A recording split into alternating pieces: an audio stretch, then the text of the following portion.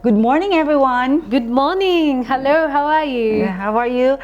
So welcome to our another episode of our Around the World with our teachers. Yes. Today we are going to have a very interesting topic. We are going to be discussing marriages and weddings in our respective countries. Very interesting topic, don't you think? I know. Yeah, okay. So let's go with the first question. Engagement tradition. What do engagements look like in your country? In my country, for you to be officially engaged, the family of the man would have to come to your house to say that they're interested in their girl. Like, we've seen your girl around the village and we are interested. But they're not yet in a relationship, right? They have to be in a relationship. The girl has to agree to the boy coming to the house. She cannot just come. This is specifically for my tribe, the Kikuyu tribe, not the Maasai, not any other tribe. For us, on the other hand, I think it's that engagement starts when the couple, for example, they're in a boyfriend and girlfriend relationship, they decide to get married. And then the family of the man will go to the house of the woman, of course on an arranged event, arranged gathering, and then they will ask for the permission. They will ask for the hand of the hand of the woman. Okay. That's interesting. Do families take part in choosing a future husband for the wife? Right now, not really. Not really. Yeah, it's the choice of the woman. For as long as I think the boy, the woman, or the man should be of good moral character to be accepted by the company, by the family. Okay, families in our culture do take part in choosing the wife or bride, because, for example, once the family has come in for engagement, like sort of an engagement party, we have to find out where are you from, what are your beliefs, are you Christian people, are you so basically they find out about your clan, they find out about your behaviors, it's a long research process, of finding out. So they could say, no, we will not take this, we do not want this, or our clan does not intermarry with this clan. So sort of. So they have to be given time to research, to find out about this spouse who is being introduced or who is engaged to them. So yes, they could say, no, we don't accept this person, or yes, we do. Let's talk about dowries. Because it's not written here, but how does the dowry look like? Because we don't have bride price in the Philippines, I think also in Poland. So basically, bride price or dowry is a bride price, right? It's how much you sort of buy your wife for, and this would be determined by the elders, the elders of your village. This is also determined by how educated is your bride, how well traveled is your bride. Does your bride the value the value of the woman? Yes, the value of a woman is quite important, really. It is also a very, let me say, sacred thing, because it's like a moment where when people come to pay for your bride price, you feel like you're the price they paid for you, you know. So basically, if you look at videos of people paying bride prices, the lady is very happy, the family is very proud that, oh, our girl finally, did something good with her. So because marriage is also considered as I don't want to say an achievement, because it's really not an like achievement. a goal for all women. Like it's a goal, but at the end, because since I was young, I was brought up to be a good wife. I was taught how to be a wife, how to respect your husband. You're prepared to be a wife. From birth, So once you find a person who will come pay your bride price, marry you off, it's like, wow, I did it. I did not go through all these teachings and things for nothing. So yes, it is a special day. The wedding form and ceremony, is the wedding more religious, civil, or traditional? Okay, for us, I would say you would need to start with the traditional things first. The traditional is 3 steps. They first come, say that they are interested in you, then they come process, then they will come, they will they plant not leaves but bananas, on this homestead, to say that the woman from this house, a particular girl from this house, is taken. So it's like marking their territory, and then finally they will bring the traditional dowry, the bride price. So that, generally, once the traditional bride price is paid, then you can have your wedding however way you want it. But this is considered a full wedding. This is you can go and register this. This is so if you want the whole 9 yards. In other words, the whole 9 yards. So if your budget is limited, you don't have enough goats, for example. Yes, you would need to end it at the traditional wedding, but you feel like you want to go all the way, you can have the religious or traditional wedding. Me, on the other hand, we similar, I would say, our civil and traditional weddings and religious weddings. I think it's similar to Polish ones. Yeah? Yeah. So not much different. yeah, So yeah. no goats for you? No goats for us. No But if cows? but if the man will give us golds, why not? Diamonds and golds is a good thing, you know. Are there special outfits? What do they look like? Do you have special outfits? Yes, we do. This would depend on your tribe. For example, if you're Kikuyu, you wear a traditional Kikuyu outfit, right? If you're a Luo or a Maasai, you wear your traditional outfit. And what does the wedding reception look like? How long does it last? Okay, so for us, only one day. One day, the ceremony, church or civil wedding, and then afterwards the reception. Yeah, then only one day. And how about you?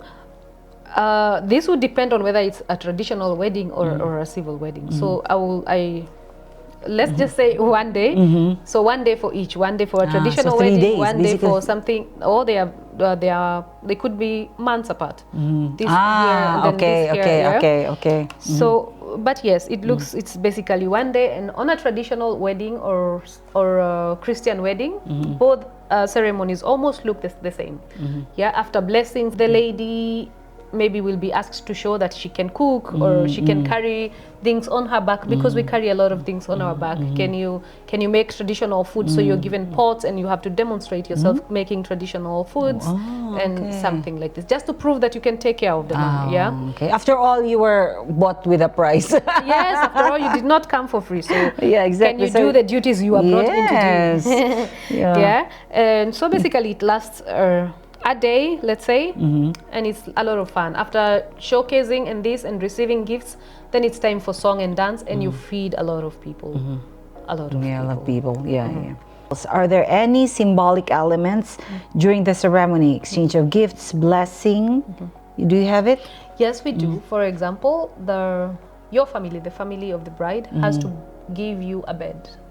This signifies that you are no longer, your bed has moved from your house to the man's house. So when you come home, you cannot just come home any day you want here. You cannot come home, but you no longer live here. You belong there, yeah. And then there is giving of pots, a traditional pot, not just any pot, a traditional pot to signify that now you're a woman and you map, yeah. And then there is giving of a free, we call them kangas, something to wrap around your waist while cooking or while doing household chores. Yes. Are there any unusual traditions that may surprise a Polish person for you? For us, yes. I think it would be surprising for people to see, or for a Polish person to attend a wedding and see a lot of goats and cows being taken somewhere, right? Oh, yes. I think Oh, they would yes. be like, where is this a zoo? yeah. Yeah, but it's quite interesting. So during the traditional ceremony, there's this bringing of the goats and cows and a lot of people dancing.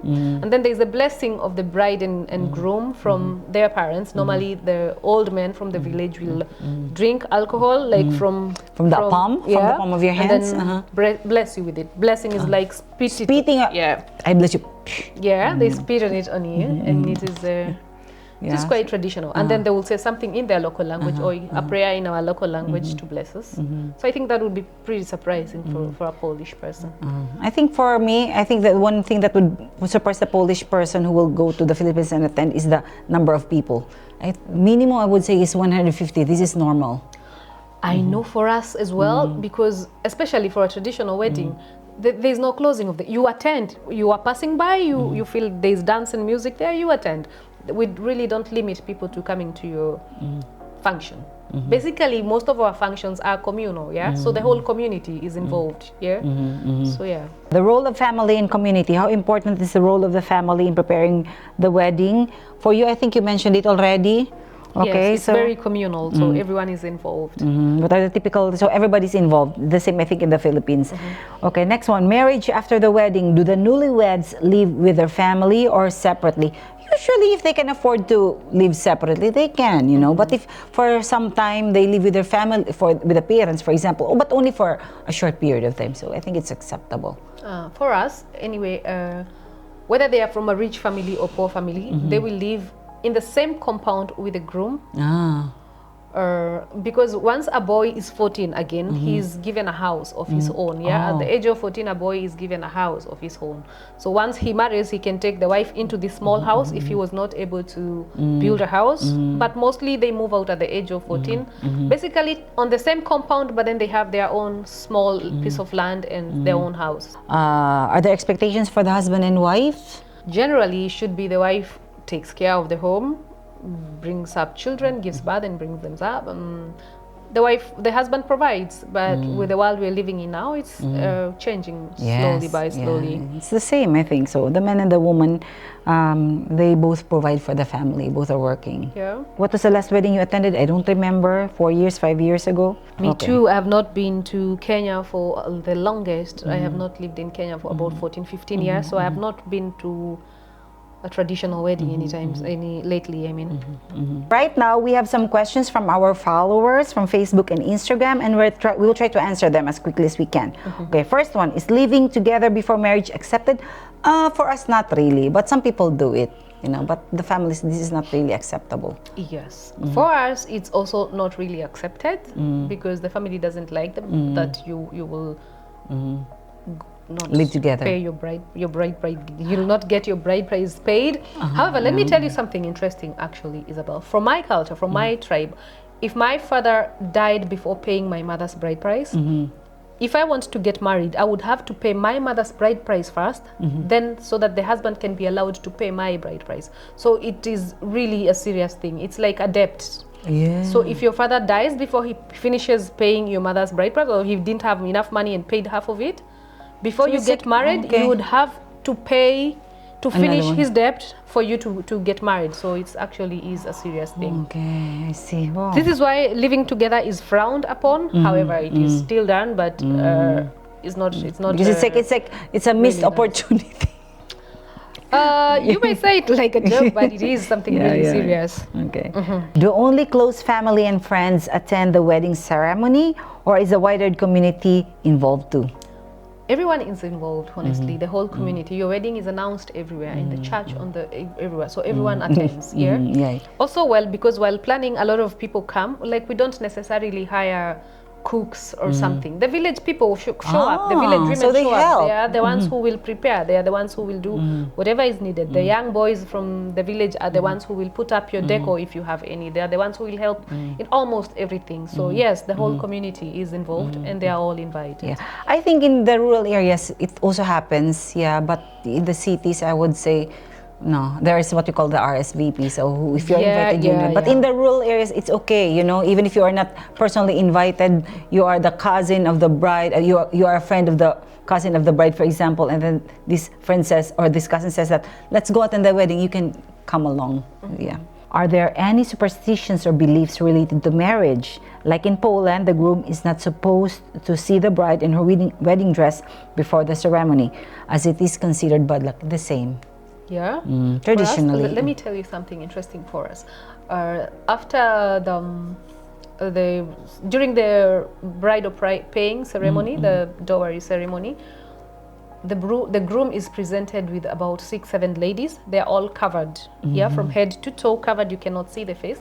And he has to pick his bride to prove that he actually knows who he is marrying. So if he picks the wrong person, he pays extra, because how do you not know who you're paying for? Yeah. So it's a game, and it's not a game really. It's a tradition that you really need to know who you're going to pay for or who you paid for. It's like going to the shop and you don't know what you paid for. Yeah, you could be given anything. But the girl is covered, so how would you know that this is the person? The smell, or I don't know, the height? The smell, the height, you know, anything you're supposed to know. You need to be able to identify your bride, right? So because sometimes it takes you, or you don't really know because they are fully covered, we cheat with perfumes. So you tell your spouse, I will use this particular perfume, this is how it smells. So you spray yourself so he can easily identify you using the perfume.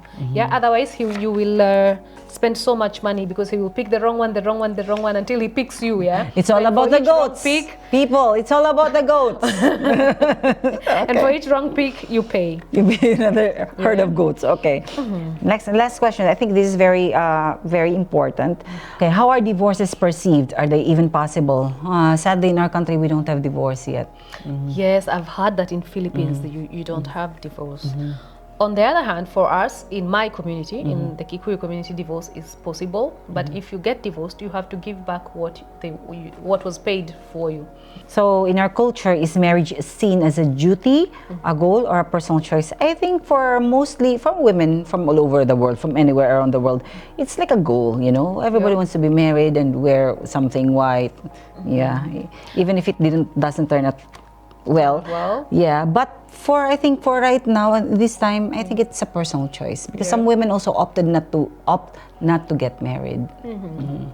For us, traditionally, it was viewed as a duty and a goal. Yeah, both as a duty and a goal. Right now, I think for everyone, it's more of a personal choice, really. Yeah.